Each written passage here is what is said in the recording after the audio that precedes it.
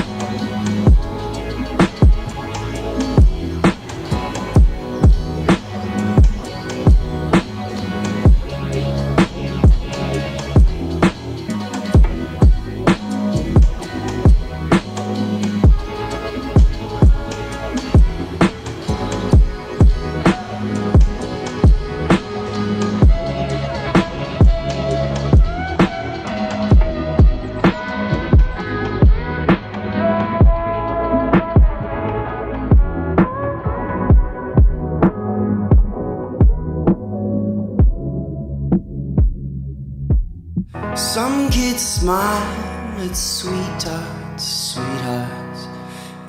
It's so sad.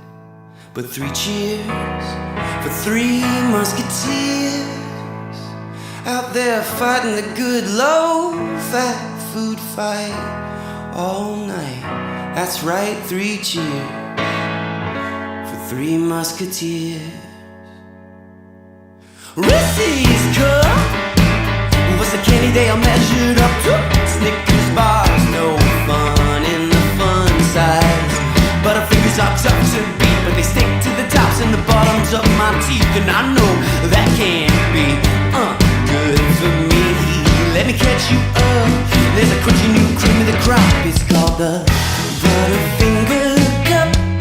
The Butterfinger Cup. Butterfinger Cup.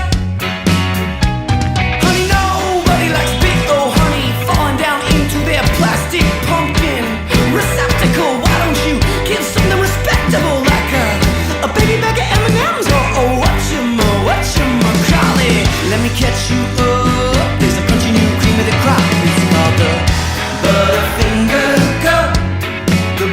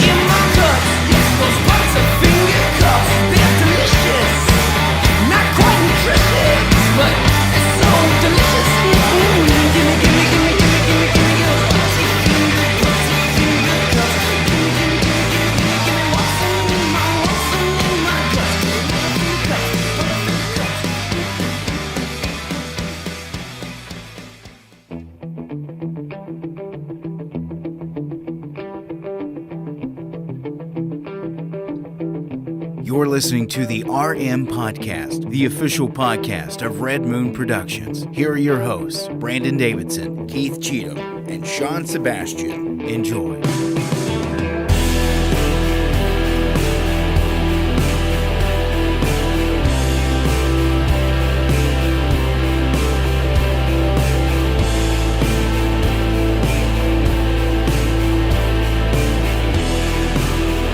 Welcome to yet again. Yes, it's Tuesday night, live 9 p.m.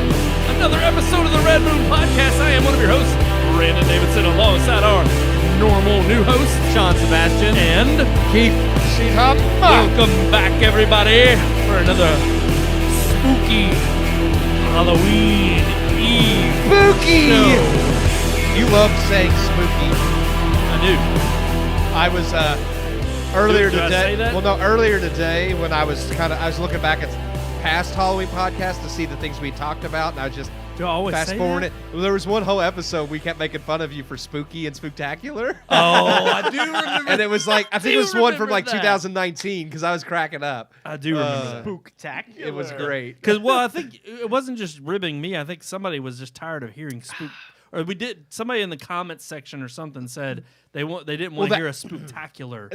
So we a lot just of kept ads do, repeating yeah, it. spooktacular, and yeah, it was just Yeah. It funny. might have even been Neil or somebody that just commented and was like, just don't do any of that. Like, don't say No that. spook. spooky. So we It's so spooky. We got That's to my PlayStation tag. Spook Mag, yeah. Spook Mag. Well, you you're want a to look spook. me up on the PSN. I actually Send like me a your friend request. I like I'll play your with you. PlayStation name. I don't like mine.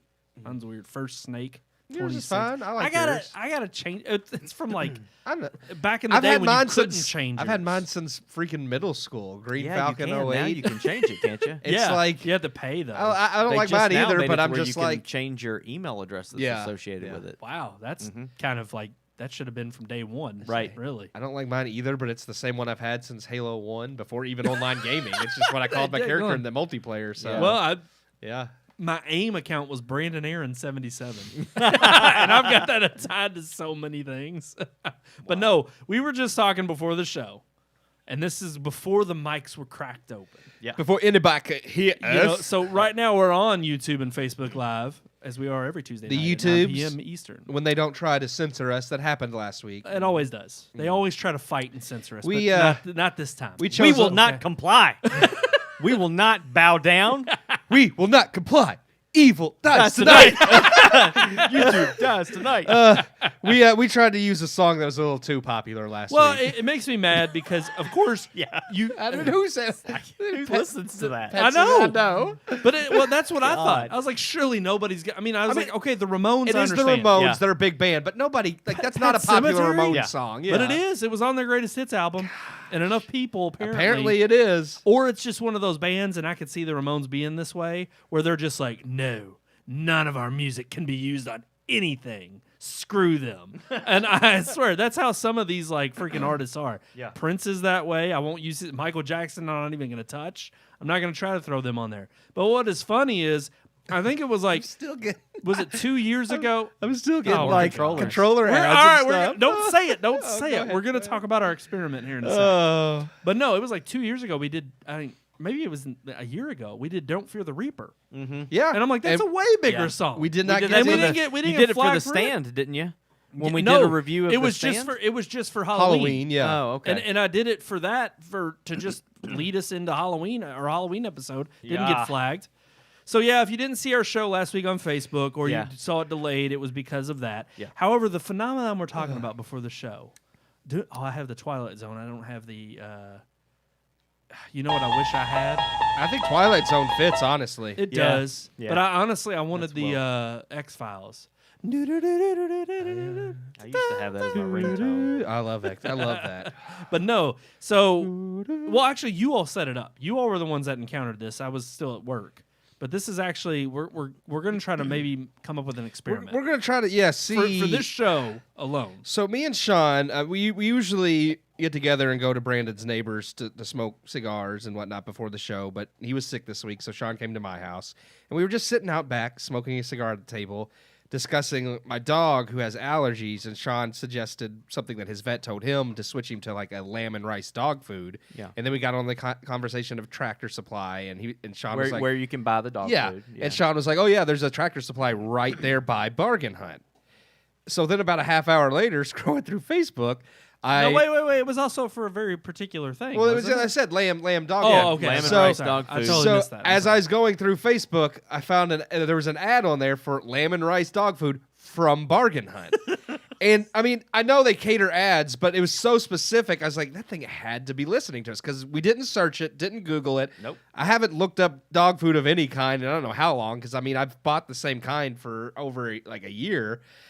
So it's just creepy because it's like, how does it know? And Facebook swears they don't listen to you. They track you. They know when you're in vicinity to other people that have Facebook and what they like. We had a similar instance of this at the lake this year when we went. But then again- here's the thing, and this is what I likened it to. So we were there at the lake, me, you, Sean, all of us here, and then my neighbor Brian. And we were out on the porch at night, and Brian, we were joking around trying to come up with some music.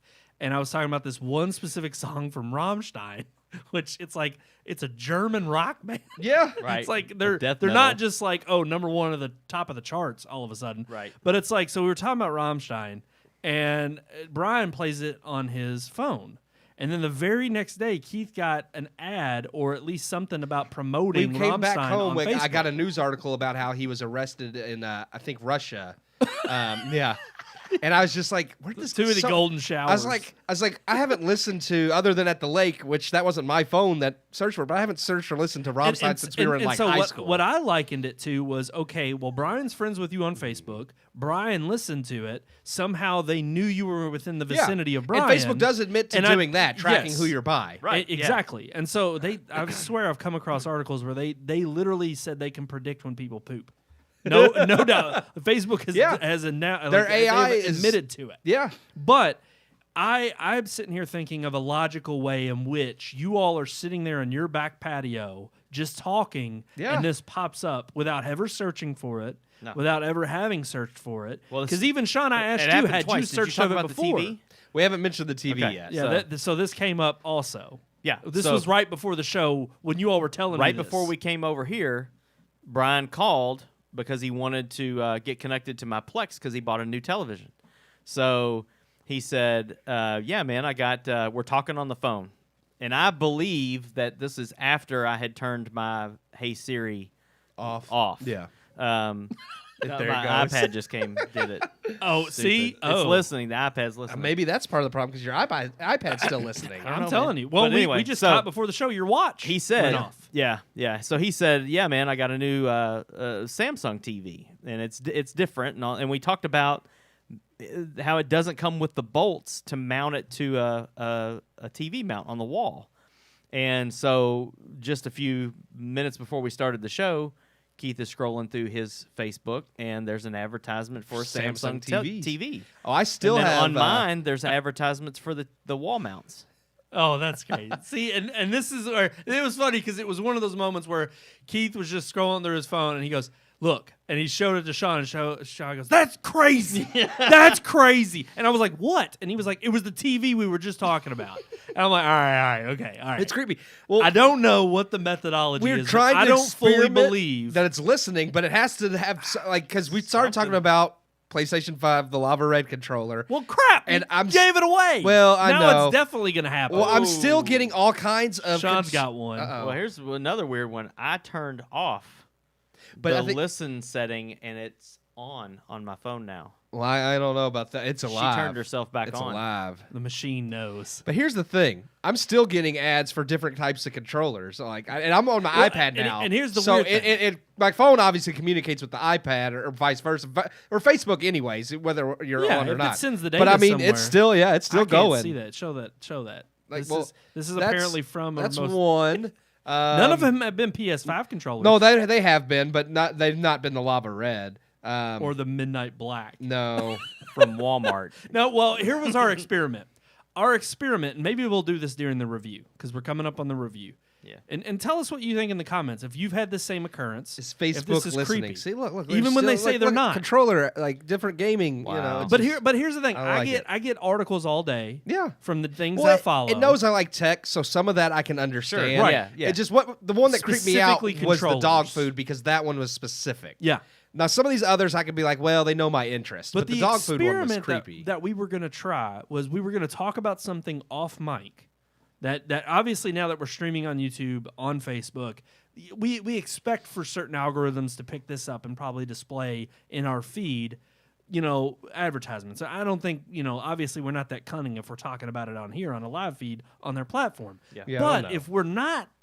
if we're talking about something off mic with it muted and there's no way they could hear us, then the phone and our watches and our iPads are the only way that it would possibly know.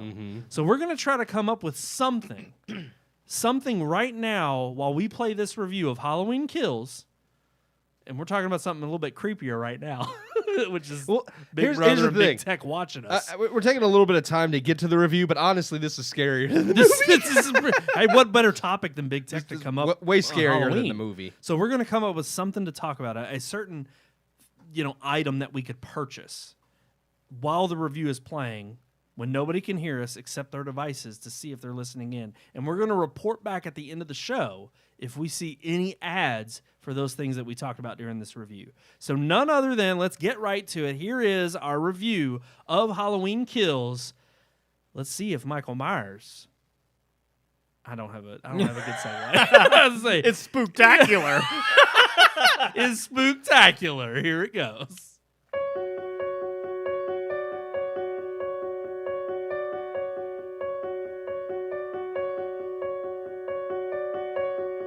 For over 40 years, one horror franchise has become synonymous with Halloween.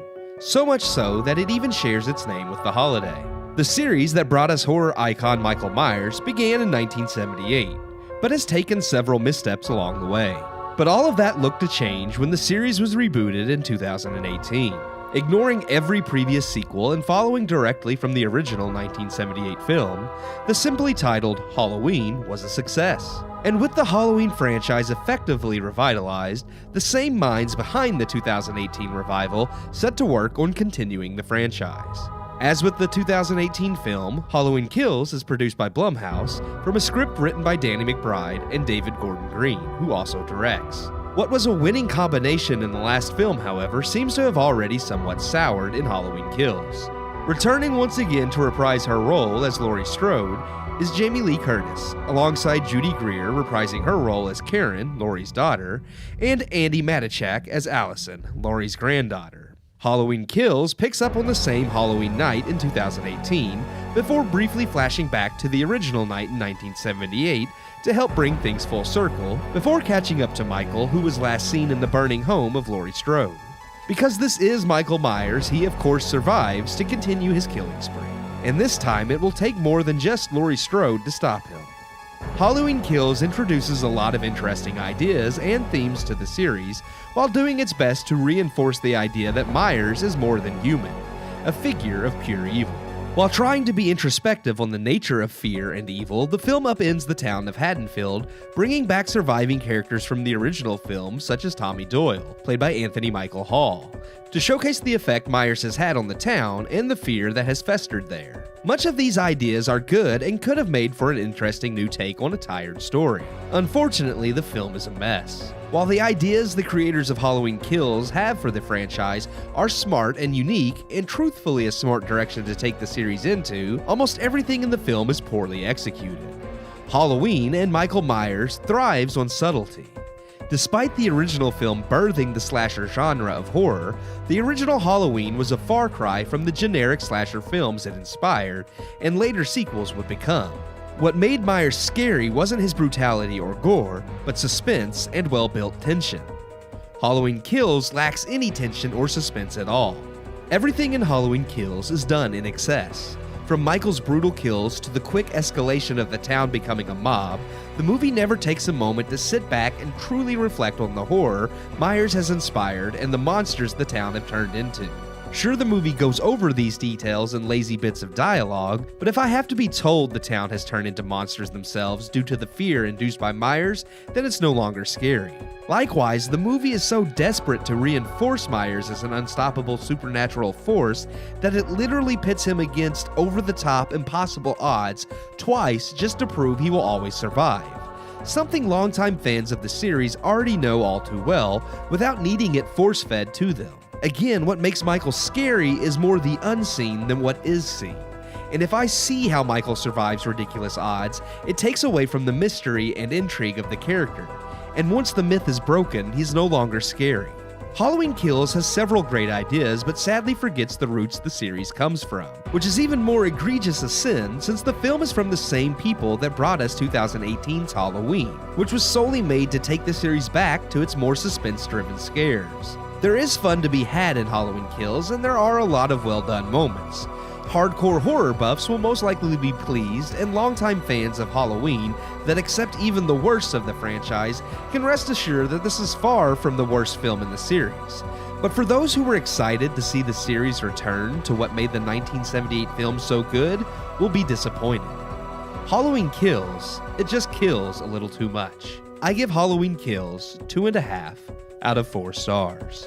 Be honest, doesn't seem like Michael Myers was that spooktacular. The more I talk about this, movie, the more I think I gave it a half star too many. I think you did. I think you did too. Yeah. You gave it a little bit more love than I would have. Two out of 4 for me. Yeah. Sean, what about you? I was 1.5. Oh wow. Oh wow, you didn't like it at all. Yeah. I did not. I did not think it's the worst in the series, but it was too excessive. Oh my yes, absolutely. My parents actually texted me before the show or before we went and saw it. Yeah. And which they were profusely apologizing. And it's all right. They didn't spoil anything. I actually thought they were going to have the opinion of it that they did, which is they hated it.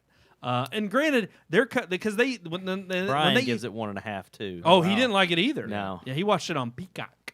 On the Peacock. But my parents ultimately I understand where they're coming from because when I pitched it to them, I even told them about how this series is supposed to forget all the other ones. It just stems from the first movie. Yeah. And so I think they were looking for something to harken back to what they went and saw in the theaters when the original one came out. And of course, it's a beloved classic. It's something I think a lot of people watch on Halloween. Yeah, it's got your teen angst in it in terms of them fooling around with with each other and them smoking weed. Yep. But it's like, as far as ultimately, like, it's very basic in terms of the overboard, kind of explicit nature that it has in it.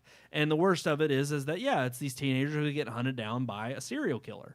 And so what is the difference is that 2018 kind of modernized it with the first Halloween reboot. But and it was fantastic. It still felt within the realm of what the original, I mean, not quite. Along the same lines. Yes.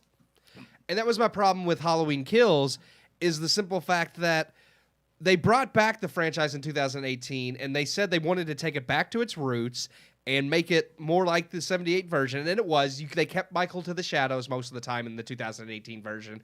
But in this movie, they threw all that out the window. There's no suspense, no tension. It's not like the 78 version at all because it's very in your face. Michael's very... And I mean, he always has a brutality to him, but you don't see the it's just like I said, everything in this film was just excessive, way over the top. Yeah, and honestly, I was talking to my boss at work who hadn't seen it this past weekend, and even he brought up the point of and I don't want to spoil anything, but there's 2 scenes in particular, and you bring it up in the review of where they obviously make Michael seem like the crazy tank of a person, immortal human that he is. Right. And of course, we've seen that from the past films. But again, this whole reboot was to kind of bring some levity and gravity to this series to make it something that was an extension of the first one, but still within the realm of possibility and still the mystique around the character that made him so haunting and creepy in the first place.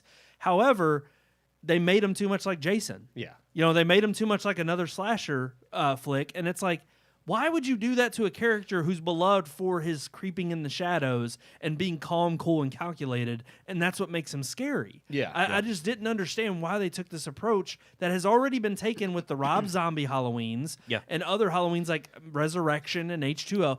it's like they went overboard, and I'm like, that's not what Michael Myers is. Right, they took him out of the character Yes. of Michael Myers. Yes. That was one of the things that people hated about Rob Zombie's versions was like how graphic those were, and it was funny because this movie is like outside of Rob Zombie's movies is the most graphic Halloween movie as far as gore and violence.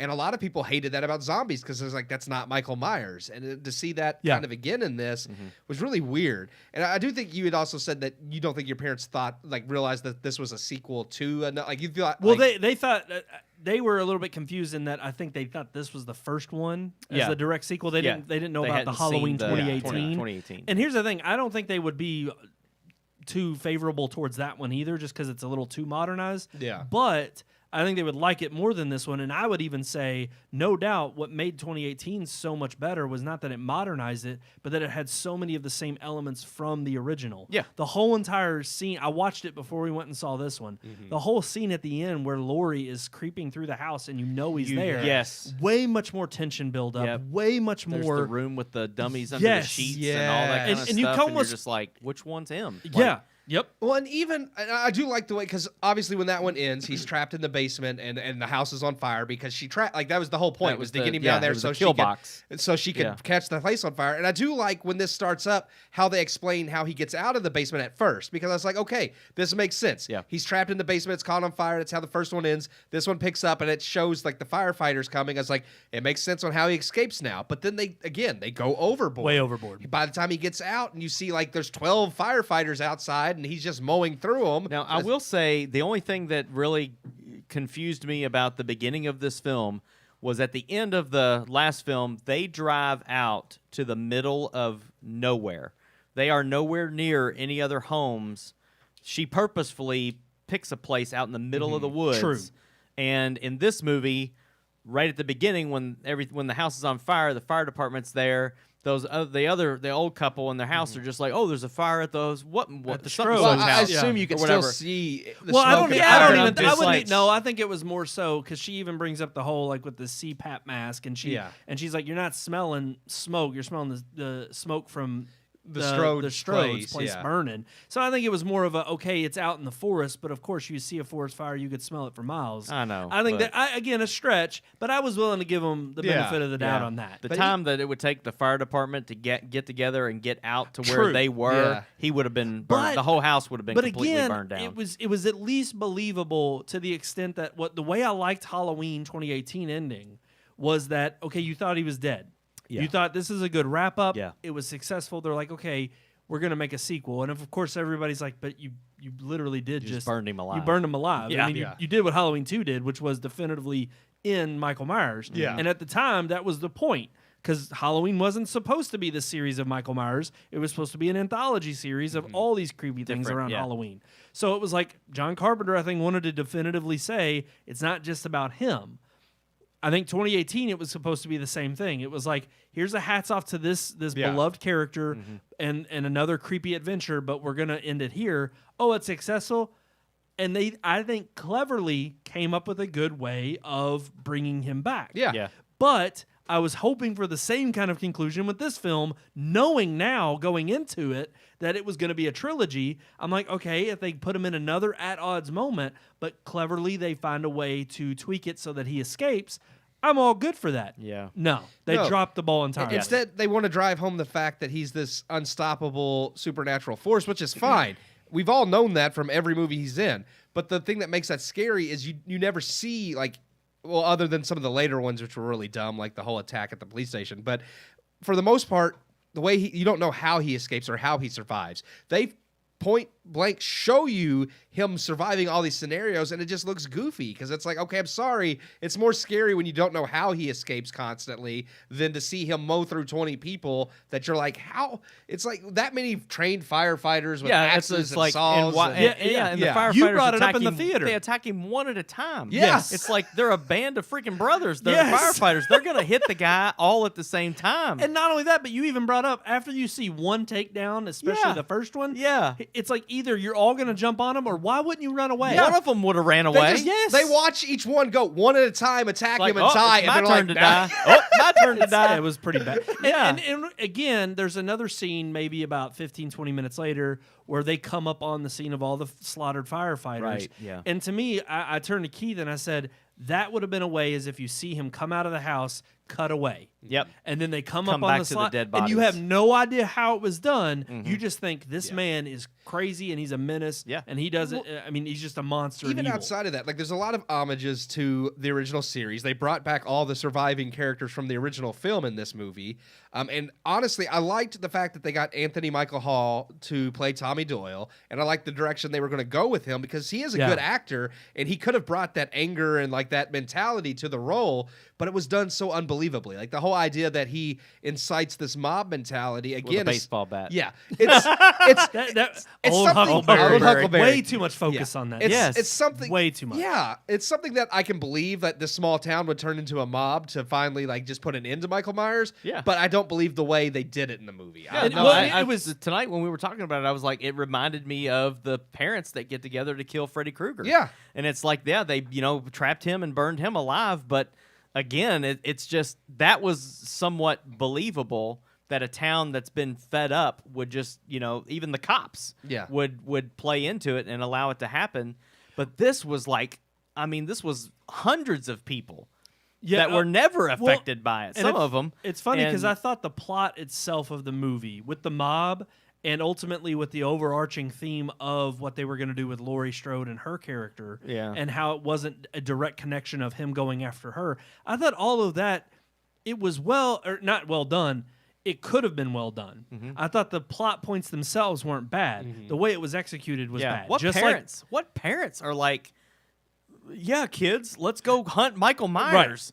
Well, it's like, and- we've and- had enough. okay, Evil and- dies tonight. And honestly, And it's, yeah, it's just that- like, what kind of parent would say, yeah, come on, kids, Yeah. here's a gun. You Yeah. go with us and hunt the evil It's guy. Haddonfield, Illinois. Yeah, come That's on. who out in the middle of nowhere. They trust their in that kids. scenario, like Judy Greer's character, I found believable. She's like, no, you're not going hunting after them, Yes. getting there with your grandmother. But nobody else, everybody's like, Everybody yeah, else is come just on. like, come on, children, Well, let's go. and that was the thing. And again, they were doing a stretch there as to, I don't want to spoil anything, but Evil dies tonight. what was causing that mob mentality. Yes. And I agree with, again, it would have been conceivable had it been built up at a slower pace and the whole movie not revolved around that plot point.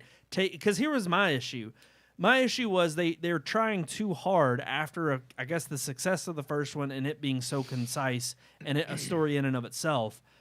This one, this was the fault, I think, kind of Pirates of the Caribbean, that trilogy as well.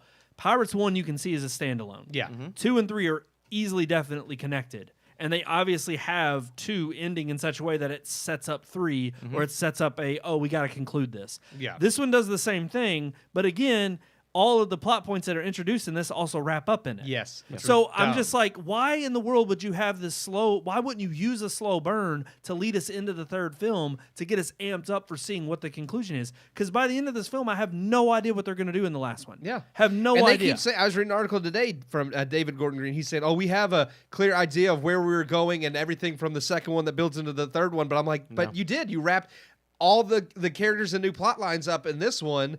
Other than Well, it's the stealing last, the it's fact. the last Jedi of Halloween. Exactly. I was going to say, Yeah. what's going to end up happening is if the third one by happenstance is actually good, then it's going to be just like The Last Jedi, where we can say, well, Force Awakens was okay. It got us back into it. And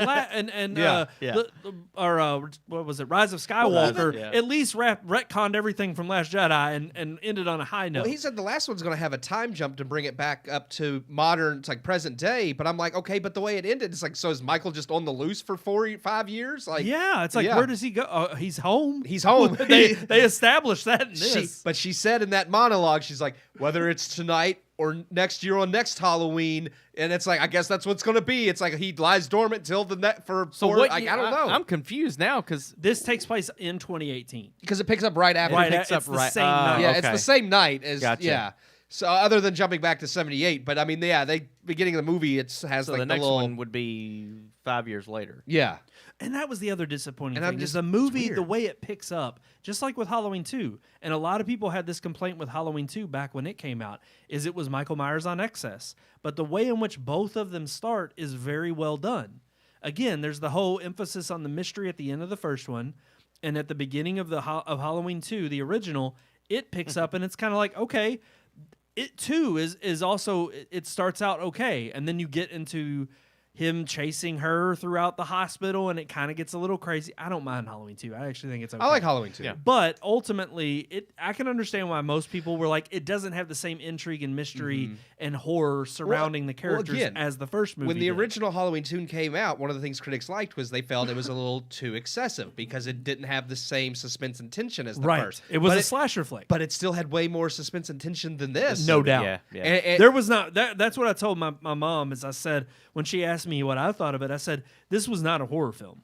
I was not scared or intense at any moment. No. There was no part of this movie where I was sitting there on the edge of my seat thinking that, I was going to get scared.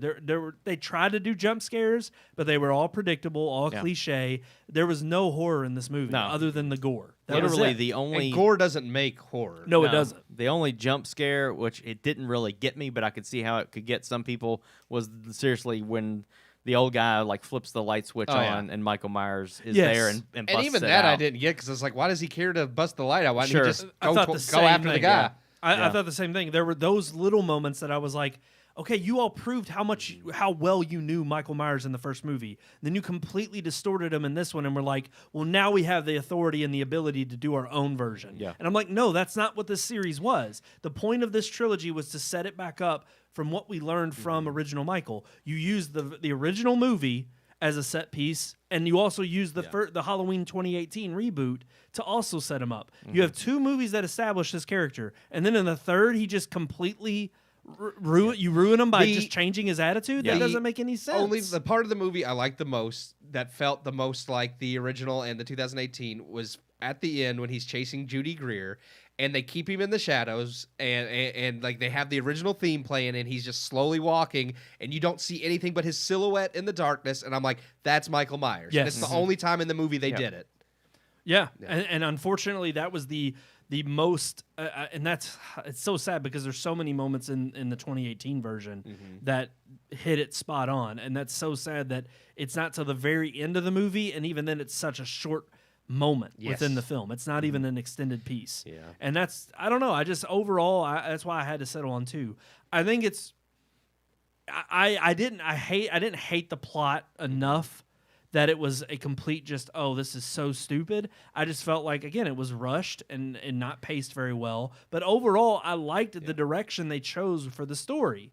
It just, I felt like they handled it poorly. Well, yeah, They the fumbled it. ideas and the themes I thought were actually good ideas and themes to introduce to the series, but Yes. they were all handled so poorly. I like the idea of like him inspiring so much fear in this town that they kind of turn against each other. It's like that's smart. I But could see I that also happening, loved but it was how, done poorly. But I also loved how in the beginning of it you were rooting for him because you're like, I love that this town's banding Yes, together. you want them. And they were even saying, they were like, no, evil dies tonight. Evil like dies. we're coming together until they go Yeah. crazy and chase after a mental patient that is very clearly, obviously not Michael Myers. And that was Yeah. a part that easily the plot. And again, I It didn't- went way on 30 for way minutes too of- Yes, long. Waste. and I didn't Yeah. mind it because I mean it picked up from the 2000. You saw all the people escape the insane Yes. asylum in 2018, so it's like, okay, I get that. They're following on from that. But He's another clearly escapee. the guy you But would not yes. think after No. even as enraged as One these glimpse people are. of him. Yeah. Yeah. would give away that's not And- Michael Myers. He looked like I keep saying it, but I mean it's true. He looked like the penguin from Batman He did. Returns. Hey, I was just like, I don't know how you think that's Michael Myers. And talk about excessive. I thought, and I don't want to give it away,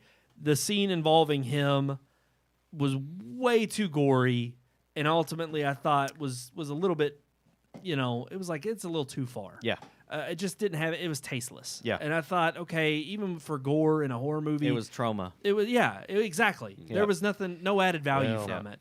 And ultimately, my last thing is I'm looking forward to the end. I hope maybe they get some feedback on this one and they go back again to the drawing board of saying, okay, we got a little bit carried away. Yeah. Let's get back to the roots of why we started this project to begin with. It has a lot of mixed reviews, so I'm hoping they look at that and realize, oh, this one wasn't liked as much as the other one. Maybe we did something wrong. I hope hopefully. so. Because this is one where I hate to say I kind of side with the critics on this one more than the audience. Well, this movie was a total trick, so why don't we get to the treat? Wow, I think like so. It was. I mean, they tricked me with, I thought I was going to get a good movie, and I didn't. So You're going to introduce it? Don't do it yet. Hold on. Oh, God. All right, now I can do it. here's our review of Casper.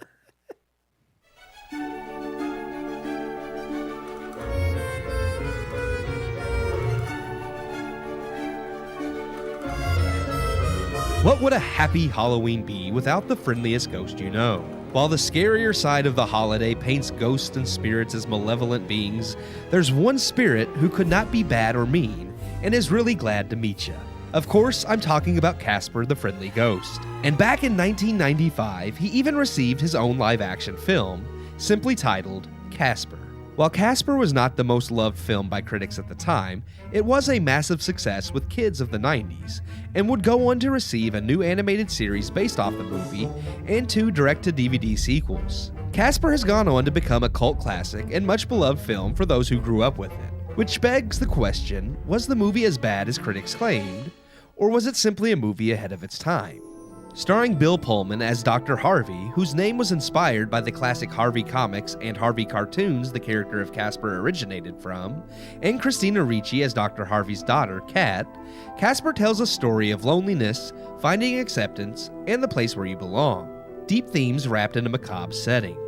Dr. Harvey, a self-proclaimed therapist for the dead, is soon wrangled into moving into the Whipstaff Manor by Catherine Kerrigan Crittenden, portrayed by Kathy Moriarty, a selfish woman who inherited the mansion and only wants the treasure she believes to be hiding inside.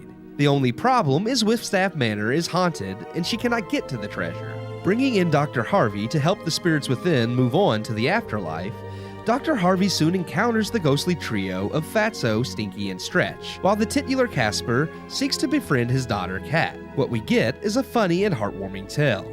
Casper has a perfect mixture of dark themes and macabre humor mixed with family-friendly affair, and is honestly a fine film that most audiences can enjoy with plenty of innuendos and laughs for the adults that will go over children's heads, but also plenty of hijinks and fun for the kiddos. Admittedly, the film does tread some darker territory, getting as close to the line as possible without going over. And while there is hackneyed dialogue and goofy moments, most of this plays into the film's charms. Even the darker moments only make the film more enduring. As a child of the 90s, I always loved how dark the film got. I felt like I was watching something deeper and more adult presented in a way for children to understand, something that never treated me like too dumb to understand the concept of death. And while some may scoff at Casper's approach on a topic as dark as death and moving on, it is well done for a kid's film. Casper may not have been the best made film or the most memorable from the 90s, but the fact that it is still so fondly held in esteem amongst the generation that grew up with it is proof that maybe there was something it did do right. With a fantastic cast and a ton of laughs, Casper is an underrated gem of the 90s and a perfect film for a happy Halloween. I give Casper 3 out of 4 stars. 3 out of what? Another movie where Casper is better than Halloween Kills? What? Actually, I'll be honest. Like I think what was the one that we had that was like a weird oddity? But I think it was Scooby Doo. We gave a better score than was it Candyman? Yes. That we reviewed that no, week? No, that was Candyman was before. It was before Halloween, October, but I can't remember. I'm trying to think. But I'll remember it later. Yeah, but no, it's just funny that so far our Halloween reviews have almost kind of been better than our main reviews. I mean, Ernest Scared Stupid was lower than No Time to Die, but it's still just as enjoyable. This is way better than Halloween Kills. Hold on, we might need to mention too. Sean's gone. Yeah, we don't need to mention that. That just happens sometimes. Sometimes we just disappear. Well, people don't realize that what we were talking about during the first review was about. Again, our experiment for this week was talking about things and seeing if they'd show up on Facebook. Well, we talked about Sean the whole time, and we think that somehow the machine took him and he is in Facebook. Algae Rhythm. Algae Rhythm. Yeah. Space Jam too. Space Jam, A New Legacy. He's like, Sean's been digitized. Oh gosh! Actually, I think of this old '80s show that I loved, and there was only like 2 episodes, but I watched it. Oh yeah, I know what you're talking about. Every time when I went over to my Aunt Linda's, and I'm now Captain Power. Captain Power. And they had the digital future, and it was like that was the fear, was that you would be digitized. But no, so Sean actually he's left us for the evening. He had to head out a little early. He has a surprise brewing for somebody special that he knows, for someone he loves dearly. So he's headed home to surprise that special someone. He's gonna it may or may not be his wife. It could or could not be Chris Pratt. It might be someone else he loves. We're not going to say. We know that's the only other one that he's has fond He's going to hear this for. later and be like, are you all trying to insinuate bad things? And it's like, no. Yes, we are. Oh, okay. We are, Sean. Yes, we are. Your seat is empty because, yes. He's with Chris Pratt. That's it. He is. And if that he turned into a ghost like Casper. If it was true he was with Chris Pratt, we would never see him again. He would just be gone. He would be. No, he would need to bring him on the show is what he better. That's actually true, yeah. Yeah, what are you doing? But yeah, Casper, 3 stars, much better than Halloween Kills. I completely agree. Here's the thing. Much more enjoyable. I mean, it's a family-friendly film. Underrated film. It is. Because it was not received well by critics. In fact, if you get on Rotten Tomatoes, it has like a 50%, at least according to my Plex. So, shame on them. Shame on Rotten Tomatoes critics. Yeah, and it's one of those things where it's like, I kind of get it, like looking back at it, like for the time in 1995, but at the same time, I'm like, I don't really, because... No. Like watching it as an adult, there's a lot of things about it that like I even appreciate even more. Like even Sean before he left said that he didn't like it as a kid, but as an adult he does because he understands it better now. And I mean, I did like it as a kid, but even now, like I will admit what he said is true. The joke they make, and I died laughing when they're at the breakfast table and Fatso says, "I feel like Oprah on hiatus," and then Stretch says, "You look like Oprah on hiatus." I died hilarious. laughing, and it was like I didn't understand that joke as a kid. I knew they were making fun of Oprah, but I didn't understand that it was because she was like they were making fun of her being fat. Well, and not only that, but they have some stupid, cheesy one-liners, but that's their whole shtick. Like that's what I loved is that they went all in, and kind of like what Scooby-Doo did. Yeah, it understood its source material and it went all in. And the same with this. It was supposed to be family friendly. They were supposed to be these obnoxious jerks that just made puns around every corner. But the thing too that I liked about this was I did understand younger that while it had the goofy nature, there were more serious parts that I didn't really pay attention to when I was younger. But now that I've gotten older and I've seen it several times since, I do appreciate it. I like its approach to, you mentioned it in the review, Keith, about how it doesn't shy away from a serious topic about death and passing on and remembering those loved ones. It really takes those to heart in a very poignant way, in a way that's approachable for children. Yeah. You know, adolescents and teenagers and also adults. I mean, there's some darker moments in this movie. I think you even said it in kind of in joking fashion, but I completely agree. It was like, this movie, in my mind, is deeper and better told than Soul. Pixar movie. Well, yeah, especially as far as handling death, like the whole story of like when Casper's finally remembering like his past and his previous life, and he talks about like wanting the sled and staying out all night, even though his dad said to come in, and getting dark and cold and sick. I was like, man, like, and he doesn't have to expressly say like that he died, but you know that's how he died, and it's like this is kind of dark, but it's handled so well that even as a kid, like usually it's slower moments like that, I would tune out, but even as a kid, like watching Casper, I knew there was something there that was like I was just like I liked it. It really brought me back to those films that I feel like we had growing up that they just don't have now, which is they either try to water it down way too much, or they try to explain it in such a way that doesn't necessarily offend anybody, or that they can't have a certain way of saying something to possibly offend somebody. So they've got to spoon feed it to you in a very simplistic way, or that just destroys the narrative altogether of what point you're trying to make. And that's what I loved about this, is this reminds me of the films that I remember seeing as a kid that really tackled these tough issues, but in such a way that they were digestible. They were something there for me to conceive. And like you said, without having to be so overt and direct about, oh, I got sick and I died of a cold and my dad and my mom were sad. It's like, no, the way he's telling it, the somber way he's emoting. Well, it's like a child telling you. And it was. Yes. And it was very, like you said, poignant and something that they didn't have to be like, well, I died. But at the same time, it was something that was touching. And I just really felt there's a like lot of touching moments in the movie. No doubt. And I just really felt like as the movie went on, the way in which it was written was you can tell they took care and consideration into the subject matter. Yeah. It wasn't just like this is just a kid's movie. We got to entertain them. Let's throw in some little touching moments just to appease the crowd and say, see, we applied this. It's safe for children and it's happy-go-lucky. Like, no, they really took the time to make it a very personalized story. And, I love the father-daughter nature between Kat and their Bill Pullman's relationship, character. I felt like an actual, I mean, Yes. I love, even when they first encounter the ghost and get scared and he's like picking her up and carrying her through the Yes. house. I was love like, that. And that's exactly what a father would do. He's like, and I'm getting you the heck out of here. And I love the scene of you know that she's like distressed and mad about having to move all over the place. And he said, give me this one last chance. Yeah. And if this doesn't work, we're done. We're settling and I will live out even my days for the you. subtle And nature I thought of that was beautiful. without having to blatantly state it over and over, the fact that really his whole paranormal investigation is just an excuse for him to try to find his wife who has passed on. And I was like, they didn't have to completely beat that over your head for you to realize that was his intent all along. He didn't actually believe in this whole therapy for ghosts thing, but he was doing it because he thought if there was any chance that he could find life after death, maybe he could get in touch with his wife.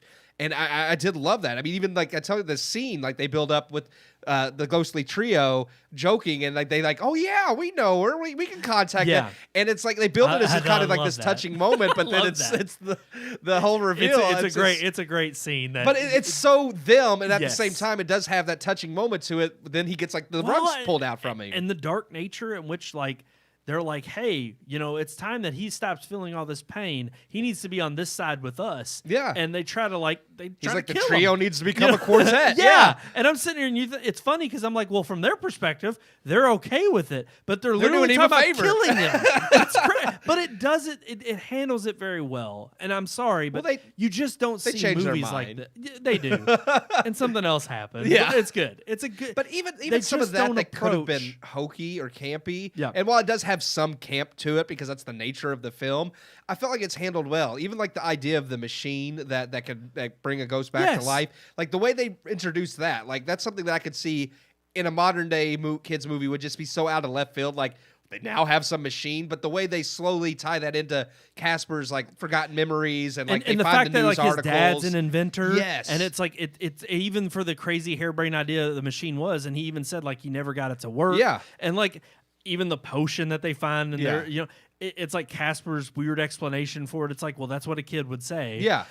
There were all these little elements that, again, I don't think in a kid's film today you would see that attention to detail. It was thought out, yes. And also they wouldn't care. They just don't care. And they care more about the moments of the, but they don't care about how you get to them or arrive at that point. And I'm sorry, that to me is what makes everybody talks about the secret sauce of what a Pixar movie is. That's it. Yeah. It's that they're not just so ridiculous and out of left field, but they do kind of, at least up until I think recent history where we have critiqued them more, but they did have that secret sauce of being approachable and being relatable because there were so many elements that people could attest to of I recognize that I see part of that in me and how I interact with certain things. Everybody praised Soul, but I honestly felt Onward, which came out earlier that same year. So much better. It handled that better, the relationships and getting you to those emotional points. And that's something that I agree Casper does. It gets you to those emotional points in a believable way. No doubt. So 3 out of 4 stars for I agree. Casper.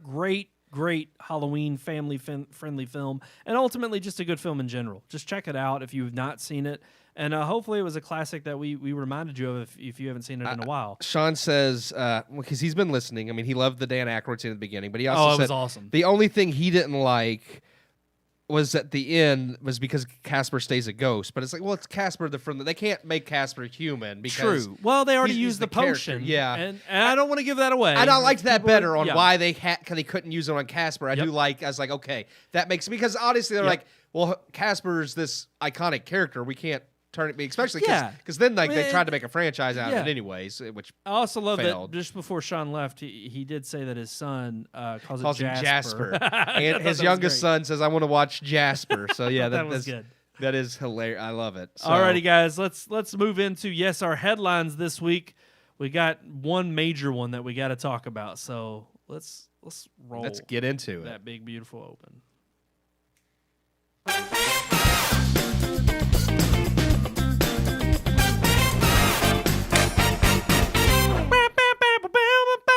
Even when he's not here, he's gonna have to listen to me scat.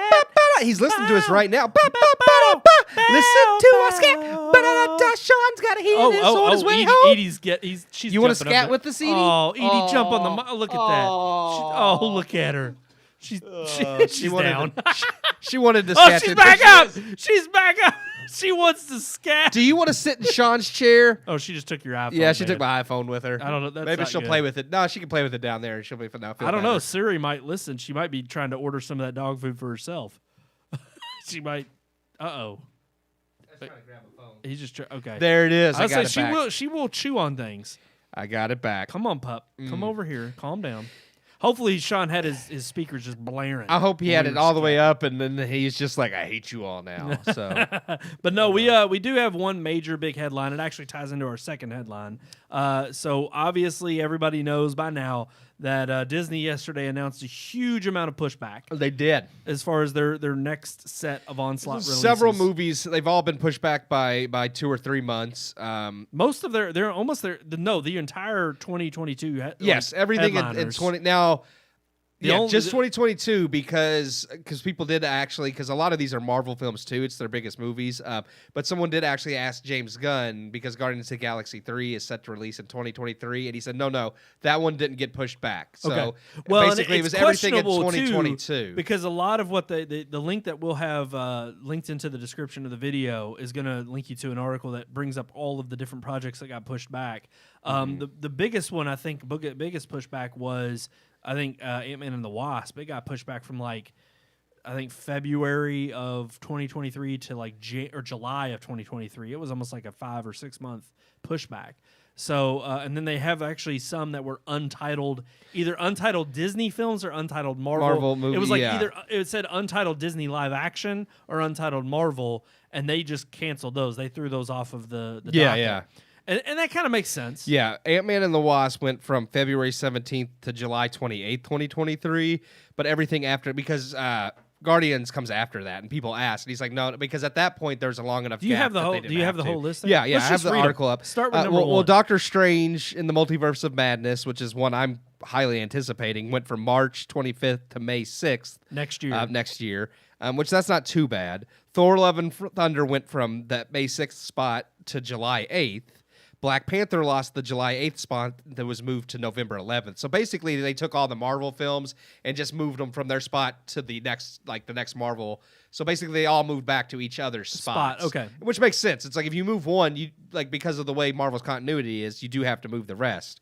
After that, the Marvels was postponed to early 2023 because it was supposed to come out late next year, and then Ant-Man and the Wasp was bumped from from February 17th, 2023 to July 28th. And then one that was not a Marvel film at all. Now but Indiana in Jones number was 5. pushed back, but I don't see it on here in this. It's down at the very bottom. Okay. It's down, they have them all listed, I think, from. Oh, okay, yes, okay. So they do have a list. So Untitled Indiana Jones, previously set for July 29th, 2022, is now June 30th, 23. So it's pushed back almost a whole year. Now, here's what everybody's going to be thinking. This is And all then, yes, COVID. they do have Untitled Disney movie, previously July 23, is now removed from the schedule. Untitled Marvel movie that was set for October 6, 23. And a lot of people were thinking that might be the new Blade movie. They never said, though. That got removed from the schedule, too. I mean, it's still going to come out at some point. It makes sense that they remove it from the schedule, because why report on news from something that's untitled? They not haven't listed even, they anyway? haven't said what was supposed to be that They're day. just so. they're just kind of coming out and saying, because they do their D23, 24, whatever they're on now. They'll do that every year, and they'll come out with an updated list of what is projected to come out. Yes. Now, so- most people are going to try to tie these pushbacks, and we even thought of at first. Now, the article kind of covers this. To the pandemic, We yeah. thought it was COVID related. But ultimately, what really has come about, and this kind of brings us into our second topic, which is the bigger one, which is the IATSE strike. Yeah. And could that be looming on the horizon here? So is that coming soon? They had. So really, it's not COVID and the pandemic, but production woes. They haven't given a clear reason why they pushed back, but they did say it has nothing to do with box office returns. Which makes sense. They just because said it's Shang-Chi had a huge release. It was the highest pandemic release. They said film. it's due to production, but they didn't state why it was due to production. All these were moved back. So the general consensus is, well, if it's overproduction concerns, people are thinking they're concerned about the upcoming strike. And I think it's also, it has to do with not just the upcoming strike. I think that's what's driving tensions, but I also think it just has to do with slower production in general with people who either are or not who are or are out of the industry, with the people, an exodus of the industry. And so, I think that's kind of what the IATSE strike is about. It's about getting these new terms for the union members that they have been looking ever since the pandemic kind of swept in and took over. And what you now have are these people who are wanting these terms of agreements to be agreed upon on their next contract that's going to stand for the next 5 years. And they've apparently reached a deal, is what some of the union member presidents are saying. However, a lot of the IATSE members of the actual union are saying, well, we haven't seen we have not seen the details of the deal. They're still waiting. Yeah, there's apparently a deal in place, but they said that they're not going to vote. Like they said, we're not going to vote to like not strike or whatever unless we know the details. Right. And it makes sense. It's like, why would you be like, yeah, we'll keep working even though we don't know what we're working for. What's kind of become grumbling and what people are is apparently like the deal was settled on. I think it was like it was last night. It was they October went late 16th. into the so yesterday. Yeah. But October 15th Well, was when not the yesterday, negotiation. because today's the 19th. But I mean, it was I'm a few sorry. days ago. Oh well, Yeah, my bad. 3 days. I'm off a few days. But still, October 16th is when was that Friday or? they reached a tentative contract. I think Friday was the 15th, so that would be a Saturday. Well, and they said that the negotiations went late into the 15th. Okay, so it probably would have been the 15th, which is Friday, but it was reached on the 16th, so they went into Saturday. And morning. apparently, the presidents of these unions are telling the members, don't worry, this addresses all the woes. We're going to get details out to you shortly. And all the members are kind of waiting, thinking, well, we don't know. We obviously know that our bargaining chip was that we all voted that we would allow 98% would want to strike if the demands were not met. It brought that power to the table. So they thought going to the drawing board, okay, we got a little bit more negotiating power, and now that a deal has been struck, but we don't know the details of that deal, they're waiting to hear what the details are and seeing if they got tooken for. Now it's like they're supposed to ratify this agreement, and a lot of the IATSE members are saying, well, no, we need to vote no on ratifying this agreement until we know what's in it. Right. And I mean, it's common sense. You can't. You're not allowed to know what's in it until you vote on it. Exactly. We can't tell you what's in the bill until you pass it. Yeah, exactly. And it's funny that this same kind of argument has been used before in political tactics, and it's the same thing with these union members. It does come down to the politics. Yeah. And ultimately, you can look at the details of what the union is claiming they want as part of their deal, and you as a member of, whatever employment status you are with whatever company can determine if they're asking for too much or not. Yeah. However, within the film industry, I think they're kind of middle pot. We haven't talked about really the issues of whether or not we think what they're asking for is fair or not fair. And maybe we'll save that for even another podcast. Sorry to set you up for disappointment. Yeah. But I do think that right now, what they're waiting on to hear from is ultimately it makes sense. It's like everybody, because another common sense person, a part of all of this fiasco, is also saying, look, there's a lot of tension just being tossed around by the fact that, we're hearing, oh, we've got a deal made and we don't have a deal made and we're not agreeing to anything and we're just going to vote no anyway. And even that person saying, well, how do we know to vote no if we don't know what's in it? We don't know if we got what we wanted, or if some of the takeaways of willing to say, okay, we'll let that kind of slide and we won't vote on that, or we won't take that in our agreement. We don't know. They're saying like higher ups are telling, well, don't worry, the agreement addresses all of the issues we had. It's like, okay, you could say that, but we don't know what's in the agreement. Right. And so I think what really is Disney's preparing for, and a lot of other production companies are preparing for, is ultimately to see what happens with this agreement. Because since all of this has happened with the what is called, we explained it a few weeks ago, how many types of agreements there are between the union members and ultimately the producers in Hollywood. And there's about 4 or 5 major agreements. Yeah. And within that time, the basic agreement, which is right now under contention and what's being negotiated, 3 other ones, I believe it's 3, it may be 2, but 3 other agreements have since basically expired. Yeah. So now those are coming up on the table to be negotiated and considered. Yep. And you have all of these other union members that are impacted by those agreements that are wanting to come to the table. So really what this is kind of setting the forefront, for is what is going to be accepted by these union members as part of film production. And how is this going to impact film production for those that are already in production and also for what's to come? Because at the end of the day, if a lot of these union members are not happy with this, do they all quit after they go on strike and they don't get what they want? And do other people come in and basically say, well, we don't need the union anymore. Yeah. We got enough freelancers or enough people we'll hire outright. Or does the union finally get what they want? And does production slow down because some of their demands and what they have in demand is not radical, but slows down production just by virtue? Because one of the things they're asking for are simply to have days off and to not have quick turnarounds, or after a 10-hour day, they're not back on the clock for at least another 10 or 12 hours. There's certain things in here they're asking for that, a normal, just even meal breaks. Yeah, like they say they often don't get meal breaks, and it's like, that's and they want penalties for those who try to force them out of a meal break. They want 2-day weekends. They don't want just to have a day off and have to come back for another 12-hour day. There's things in here that I think most people would say, okay, that's common sense for a normal work day. Now, Hollywood and production, they could always argue, production's we've never hard. operated on this schedule. We've never had this kind of normal lifestyle. It's always been all over. And I do understand to a degree, because yes, it's like, obviously, depending on if you're shooting on location or what time of day you're shooting, it's like, okay, you have to get things set up. If you're shooting on location, you have to get everything set up to film. If you're waiting for a specific time of day to film, then you have to have it set around that time of day. If your character needs heavy makeup, okay, we talked about Freddy Krueger earlier. That takes almost 8 hours in the chair alone, and then he has to go to work filming for another 8 hours. Right. So it's like, I understand that sometimes there's certain things within production that aren't possible within a specific, 8-hour day. And a lot of these people are saying, well, then bring in other crew members. Like, we'll leave. And that's hard, too, because then you have to pick up where another person left off, and you have to be very detailed on what's going on. It's more people on the payroll, yes. and then you have production costs that soar. So, and I'm not saying it's right to force people to work, Right. 16-hour days, but at the same time, I do understand that there is a little bit of a difference than someone flipping hamburgers at McDonald's for 16 hours a day. Exactly. And ultimately, at the end of the day, these people do have that decision to make if they want to walk off the set and they don't want to work those crazy hours.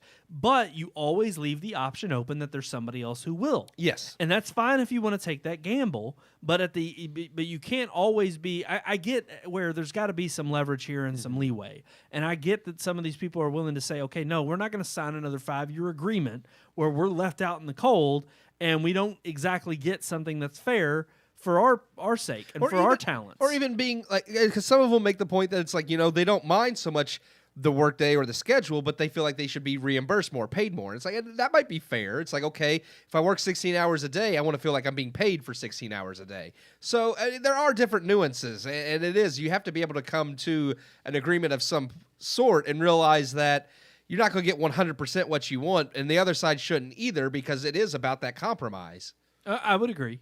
So we're going to see how it shakes out, and ultimately we'll still keep following this and how it impacts production schedules. But here's what we learned with the writer's strike, and whether you want to say that it was a win for the writers or not, the fact of the matter is that obviously Hollywood productions were impacted. Mm-hmm. We all felt the pangs of the writer's strike, and we all were rooting for the writers to get what they wanted back then, just because we wanted great shows again. Yeah, and we wanted those writers to be valued. It's like, just pay the writers so I can watch The Office again. Yeah, exactly. And there's nothing wrong with that. And of course, I think many of those people in those departments will be like, yeah, good, you're on our side. We're on our side too. But at the end of the day, trust me, Hollywood is a huge machine, and just like any business, you can chip away, and rightfully so, when you're being mistreated and mishandled, you could chip away at that infrastructure, especially for those who have created it. But there's always the possibility that someone else is willing to step in, and even if these productions go on hold, I have a feeling that Disney, Paramount, Universal, their pockets are a little bit deeper to withstand, just like they did with the last year in the pandemic. And we've seen that. Well, and it's not that they want to keep losing money. They definitely don't. They don't. But they're going to... But they know how long they can hold out. Right. And they're obviously looking at a bigger picture.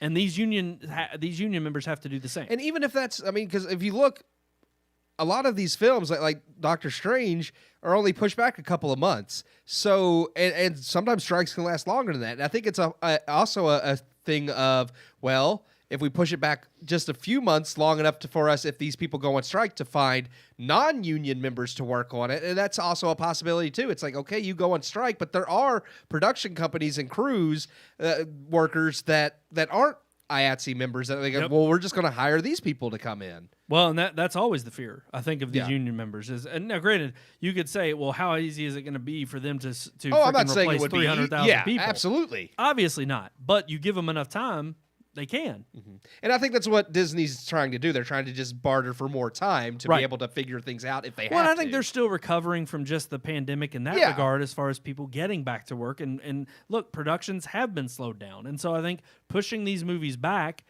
I mean, hey, they haven't said anything about the release window and it being day and date with Disney Plus. Yeah. So theaters have just got to be happy that at least right now, they're not just sticking to their 45-day window. Exactly. Yeah. They are for this year, and hopefully they will be for next year because, we have seen the numbers of the box office increase over the last especially for few Disney's weeks. Films. All of their movies so far that they've gone to theaters have been massive successes. So we'll see. We'll keep tabs on it. We'll obviously keep following this and see what happens. But those are our headlines, and I think now we're ready to get into some story time. Yes! Let's do it.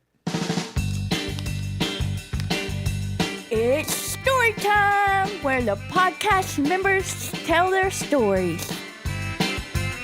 Story time. Story time. I love telling my stories. Stories. I love my stories. I enjoy hearing Erin every week. I know. Story time. I think every once in a while she tunes in and she's just like, y'all are still using my open. Well, of course we are. Of course. Why would we? It's always good to have a reminder that Red Moon's more than just the people in this room. Yeah. And even if they can't always be a part of what we do, they know the Red Moon family is big. Yeah. Okay. Yeah. We're more than just the three people here. We are. They're just not all the time. Everyone's behind the scenes, Yeah. It's like we got more people here. They just don't always show up on the show. That's it. Yeah. All right, guys. Our unique weekly segment. Tried to come up with something funny this week. Back and forth trying to figure things out. Yeah, and I think we came up with a pretty good one. I do. One that'll take us back to the days of old, down memory lane. And that is our favorite Halloween costume. Whether it be our own or one that we liked growing up, because Keith, you mentioned a certain time that you enjoyed Halloween when we were in high school. Oh, I was being facetious, but yes, there were certain teachers who definitely. Oh yeah, there's one specific. I won't name drop, but there was one specific teacher that he loved Halloween. I know because he made sure that he always made comments. And to be fair, his comments were a little inappropriate considering these are underage girls, but at the same time, he has a point in the fact that their parents did let them go to high school wearing these skimpy costumes. Yep. So, I'm not saying that makes his comments okay or right, but it was. And I always took it as, and again, this would be my male privilege speaking. And I would not agree that they were appropriate comments. If you wear, especially in high school, costumes that your butt's hanging out of and are solo cut, it's like I'm a high school boy. It's kind of the point. It's like it's what the girls are wanting, and they say it's not. But from the good looking guys. Well, of course, always. That's the catch. And I won't name drop, but there are a couple guys that I remember in high school. If they were to approach one of those girls and be like, "Man, you look good in that costume," they'd be like, "You're a pervert." But here's the funny thing. But if one of the football jocks said, "You look good in that costume," they're like, "Oh yeah, I do." So of course they would. They it would eat depends it up. on who it comes from. Of course. Yeah. But I do think that it was tongue in cheek with the way that teacher handled it, because it was more so I don't know. There were other But times he was I just did. I creepy in enjoyed general. Halloween in high school because all the girls. He did it to always draw looked good. attention to the fact that they were dressing that Yes. way. And yet at the same time, we had another teacher, and I don't want to name drop. He probably wouldn't care. He'd probably relish in it. But he specifically would always be like, Happy Halloween, or as I like to say it, Happy Dress Like a Horror Day. And I swear, he told us that to our class. Well, it was true. He didn't mince words, But it and was rightfully true. so. Because exactly, it's like, and we all knew, but I don't know. I think ultimately, at the end of the day, it's one of those things where I enjoyed, the spectacle for what it was. Oh, yeah. And I definitely had those moments where I was like, yeah, you could definitely tell there were certain girls who knew what they were doing. I can't even venture to think what it would be like today. I guarantee you it's 10 times worse. Not at all. Or maybe it's just completely horrible. And Maybe they just come to school naked now. or maybe worse, they come fully clothed.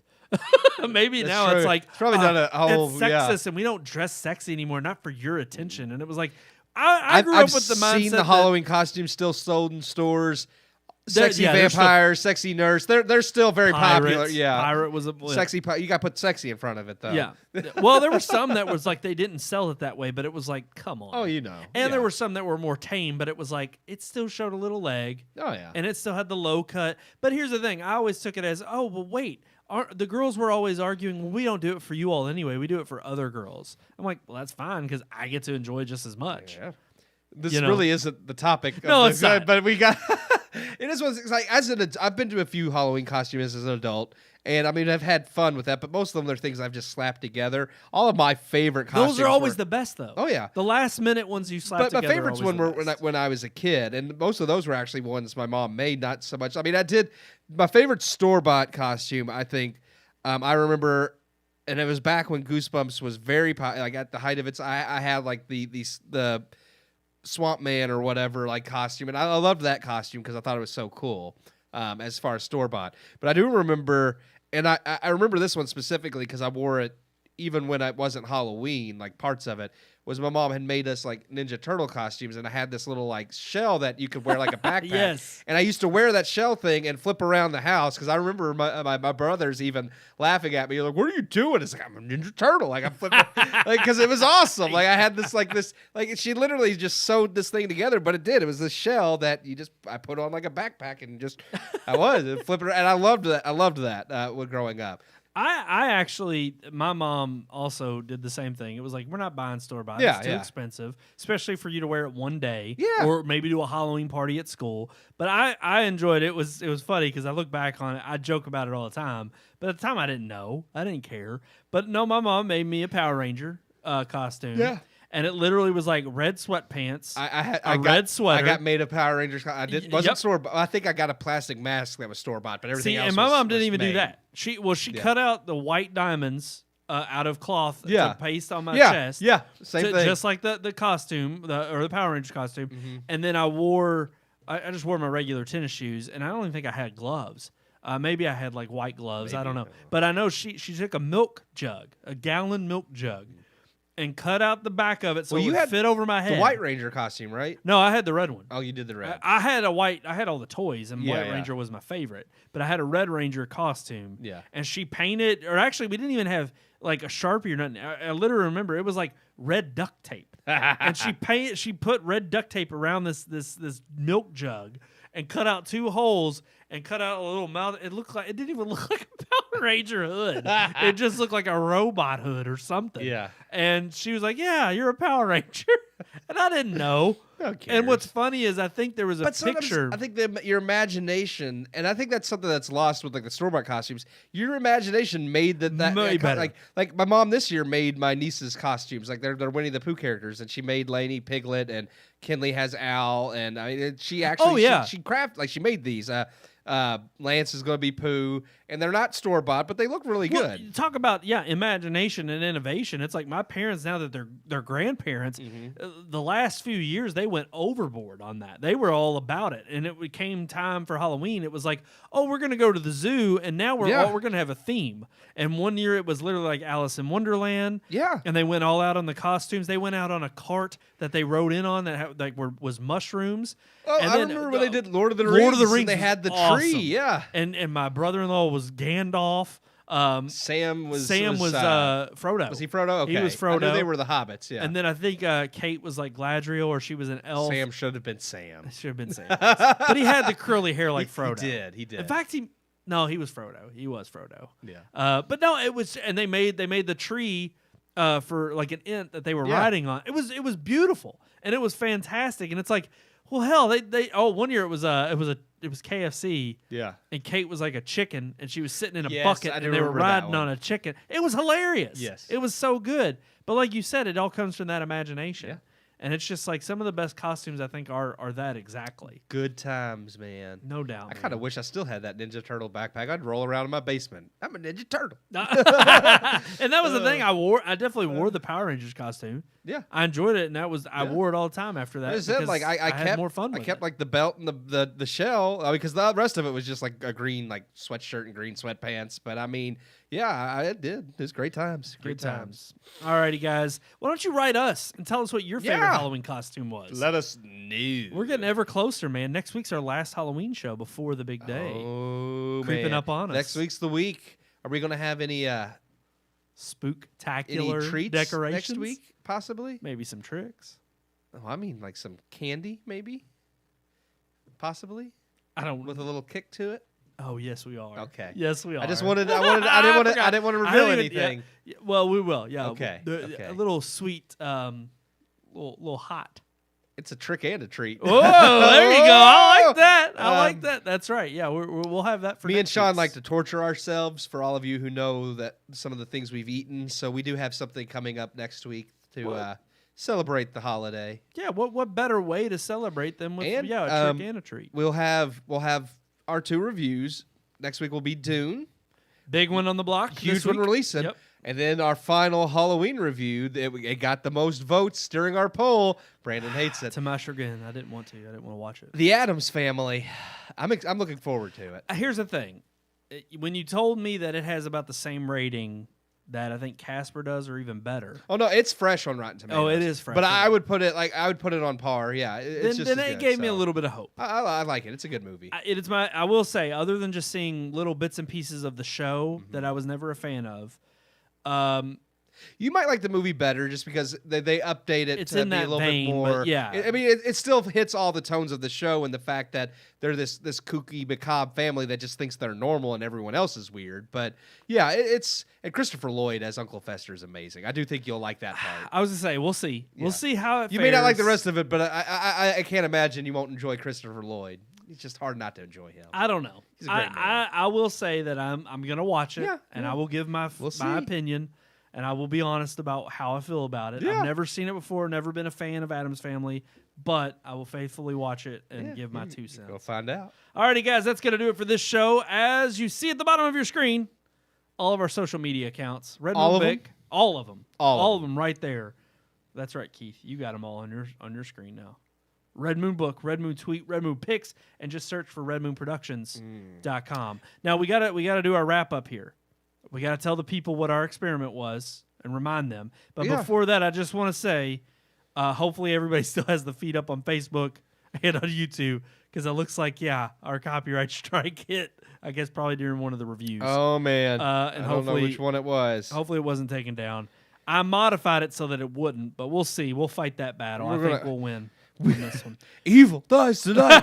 we're gonna fight the censorship. But like we said at the beginning of the show, our experiment was that we think big tech's always listening. No It's- matter how it's much they creepy deny sometimes. it, Facebook and Apple talk about they don't share data unless we admit to it or unless we check the box and They say you can. They don't listen to us. They say they track Yeah. who we're at and stuff, but they don't actually listen to anything from the microphone. And you and so- Sean had a different experience tonight saying that they do. The dog food was creepy. Like the other stuff I could buy being something else. Are you is- looking at your Facebook feed I'm right looking now? at it right now. I don't see any of the stuff we were talking about earlier. So, Okay. like I said, the dog food could be a really weird coincidence. I'm gonna go ahead and mention it. I'm gonna tell them, and I haven't Go checked. for it. I haven't checked my feed yet. Go for it. Maybe I should real quick just to see, I'm gonna check. I don't see anything on here. because I don't know. I'm a little curious. I think I have all mine honestly turned off anyway, but specifically, I'm looking for ads for teeth whitening. Yeah. That is what we were talking about. We talked about oral hygiene. I don't see anything. I'm not seeing anything right now either. Yeah, like I said, I mean, the other stuff I bought, the dog food was just creepy, but it could have been just a really, really weird coincidence.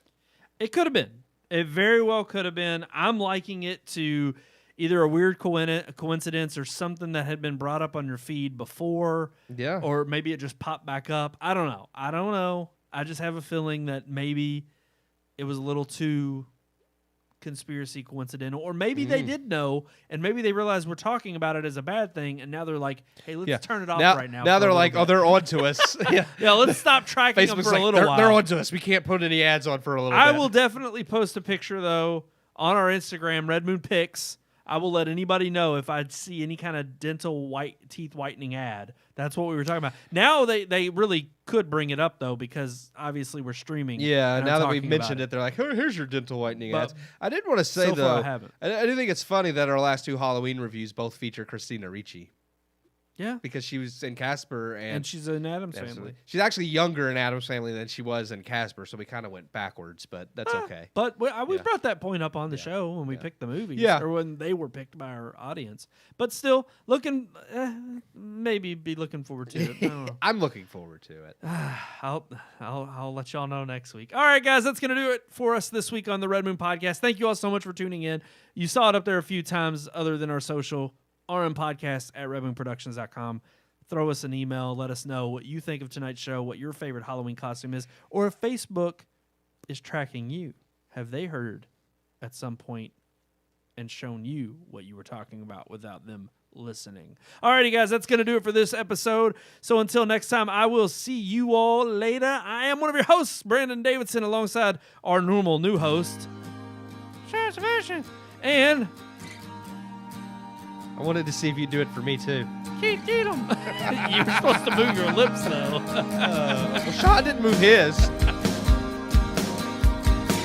We hope you enjoyed this week's episode. For more reviews, previous podcast shows, and everything Red Moon, visit our website, redmoonproductions.com. You can also like us on Facebook or follow us on Twitter by searching for Red Moon Productions, LLC. We'll see you at the movies.